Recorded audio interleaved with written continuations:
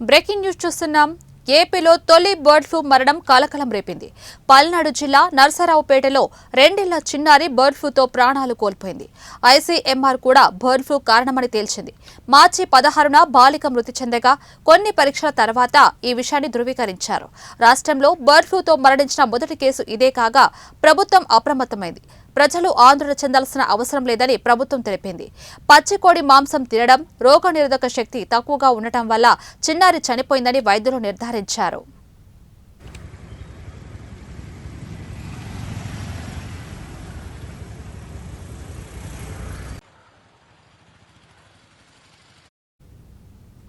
నర్సరావుపేటకు చెందిన 2 ఏళ్ల చిన్నారి జ్వరం, శ్వాస తీసుకోవడంలో ఇబ్బంది పడింది. చిన్నారి ముక్కు కారడం, మూర్ఛ, విరేచనాలు, ఆహారం తినలేని పరిస్థితి ఎదురైంది. పాపను మార్చి 4న మంగళగిరిలోని ఎయిమ్స్ కు తీసుకొచ్చారు. అక్కడ డాక్టర్లు ఆక్సిజన్ పెట్టి చికిత్స అందించినప్పటికీ లాభం లేకపోయింది. మార్చి 7న పాప గొంతు, ముక్కు నుంచి స్వాబ్ నమూనాలు తీసుకున్నారు.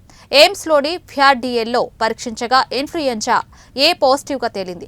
అనంతరం మార్చి 15న మరోసారి శాంపిల్ను స్వీకరించి ఢిల్లీలో పరీక్షించారు. మార్చి 16న పాప మృతి చెందగా ఐసీఎంఆర్ అప్రమత్తమైంది. మార్చి 24న స్వాబ్ నమూనాలను పూణేలోని ఎన్ఐవికి పంపించగా అక్కడ H5N1 వైరస్ గా తేల్చారు.